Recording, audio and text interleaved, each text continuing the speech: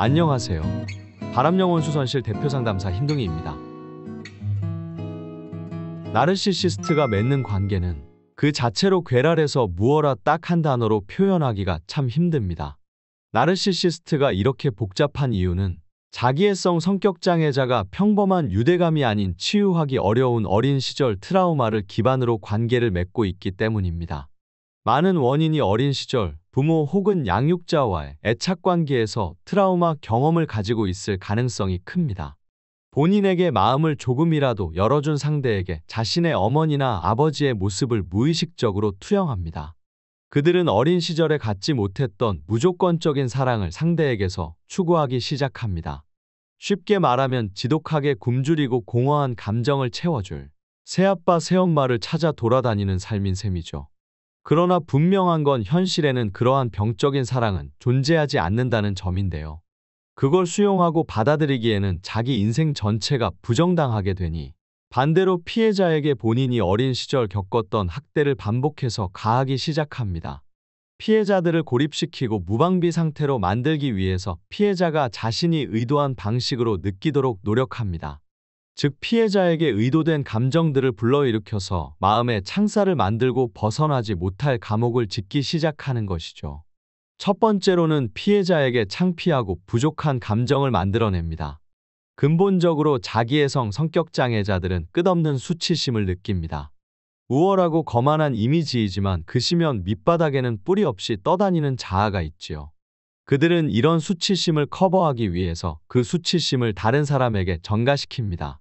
일반적으로 나르시시스트와 가깝고 의존적인 위치에 있는 사람이 선택되는데 일반적으로 자녀나 배우자, 직원 또는 친구들에게 부족하고 수치스러운 감정을 느끼도록 노력합니다. 부적절하고 결함이 많으며 사랑받을 가치가 없는 존재로 만들기 위해서 말입니다. 내가 해봐서 아는데 넌 이래서 안 돼. 넌 뭐가 문제냐면 기분 나빠하지 말고 들어. 이런 지적질 후에는 자기 자랑을 과도하게 늘어놓습니다. 두 번째, 죄책감. 나르시시스트들은 매우 훌륭한 감정 조작자인데요. 피해자를 통제하고 우위를 점하기 위해서 피해자가 죄책감을 느끼도록 노력합니다. 너의 능력은 애초에 나에 미치지 못하고 부족하니까 그렇게 사는 게 맞다고 평가절하 하거나 나르시시스트에게 이미 많은 빚을 졌다고 주장한다거나 상대의 행동을 사사건건 참견하고 지적질하면서 죄책감을 강요한다는 점입니다. 애초에 잘못이 피해자에게 있는 것처럼 보이게 함과 동시에 다른 사람들로부터 자기의 불합리한 행동을 눈치채지 못하게끔 피해자에게 죄책감을 뒤집어 씌우는 것이죠. 세 번째, 스스로 의심하게끔 만듭니다. 나르시시스트들은 모든 것이 자기 뜻대로만 되기 바라는 버르장머리 없는 아이와 같은데요. 피해자가 자신의 의견을 제시하거나 속마음을 표현하지 않고 또 비정상적인 자신의 뜻에 동의하지 않으려고 할 때 나르시시스트들은 상대에게 스스로에 대한 회의감을 키워서 상대가 믿고 있는 믿음과 신념에 의존할 수 없게끔 만듭니다. 이를 달성하기 위해 가스라이팅이나 언어적 정서적 학대, 일시적 대화 거부 등 자기만의 유치한 방법을 사용합니다. 네 번째, 의존성을 키웁니다. 나르시시스트 본인은 매우 의존적인 사람들이기 때문에 그 병적인 감정 공급을 받아야만 하는 자들인데요. 따라서 그들은 상대가 자신을 필요로 하는 환상을 스스로 만들어냅니다. 실제로는 자기가 더 필요한데 말이죠. 나 없이 넌 아무것도 아니야. 내가 아니면 널 누가 걷어주고 사랑해 주겠어? 너가 이혼해봤자 어디로 갈 건데? 집에서는 생활비를 줬다 끊었다. 사회에서는 일감을 줬다 뺐다 하는 것이 한 예이죠. 다섯 번째, 분노. 나르시시스트는 다른 사람들을 통제하고 복종하기를 원합니다. 그들은 어떤 버튼을 눌러야 상대가 감정적으로 반응하고 부르르 떠는지 정말 잘 알고 있는데요. 이렇게 하면 상대방으로부터 마음대로 반응을 이끌어내서 속마음을 읽어낼 수도 있고 자기 뜻대로 잘 통제할 수 있게끔 분노라는 감정을 통해 상대를 감정적으로 연약하고 부실하게 만들어 놓는 것이죠. 여섯 번째, 완벽주의. 나르시시스트들은 만족을 모르는 공허한 완벽주의자들이기 때문에 세상에 대한 연민이나 수용이 부족합니다. 그래서 완벽에 대한 환상을 추구하며 다른 주변에 있는 사람들에게 매우 파괴적이고 비판적인 자세로 대합니다.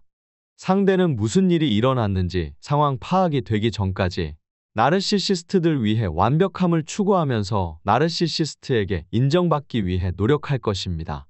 그렇지만 나르시시스트들은 그 공로를 절대로 인정해 주지 않죠. 7번째, 낮은 자존감. 완전한 통제를 위해 상대의 자존감을 약화시켜서 유순하고 순종적이며 복종적으로 만듭니다. 이집트 파라오처럼 나르시시스트가 경제적으로나 감정적으로 추앙받는 주인이 되어야 하고, 주변 사람들은 피라미드를 짓는 노예들처럼 만드는 미친 시나리오를 만듭니다. 그런 관계를 끊을 수 없도록 상대의 용기나 자존감을 깔아뭉개는 것이 목적이죠. 8번째, 절망감. 나르시시스트에게는 공감 능력이 없으며 관계에 있는 사람들을 희생하여 본인의 자아에 먹이를 공급합니다. 나르시시스트에게 장기간 노출된 피해자는 무엇이 도대체 잘못된 것인지 정확하게 지적할 수 없는 상황에서 슬프고 외롭고 절망감을 느끼게 됩니다. 그건 해결책도 치유의 가능성도 없는 공허함처럼 느껴지며 인생이 뭔가 잘못되었는데 해결책이 없는 절망감을 느끼게 만듭니다. 9번째, 모성 본능.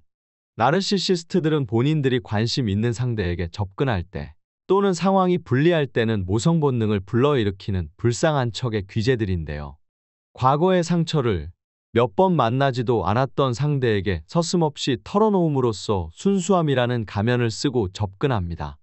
보통의 상대는 나르시시스트의 과거 아픔을 듣고 동정심과 애틋함을 느끼게 되는데요.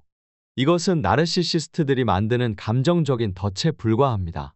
쥐를 잡기 위해 덫에 치즈를 놓고 기다리는 형국이지요. 나르시시스트들과 관계를 맺는 것 자체로도 매우 해로운 경험입니다. 일부 트라우마 전문가들은 이를 대전쟁이나 사이비 종교에 속해 있는 것과 비교하는데요. 희생자가 나르시시스트와 함께 머물도록 상대를 쓸모없고 절망적이라고 느끼게끔 하는 것을 목표로 세뇌하는 것이죠. 그들의 병은 어린 시절의 문제와 관련이 있기 때문에 그들을 고치는 것은 거의 불가능합니다. 다만 나르시시스트가 피해자를 만들려고 이런 방법들을 쓰는 것을 이해하는 것을 통해 나르시시스트와 현재 어떤 관계인지 식별하는 데 도움이 되었으면 합니다. 이상으로 바람영혼 수선실 흰둥이였습니다. 감사합니다.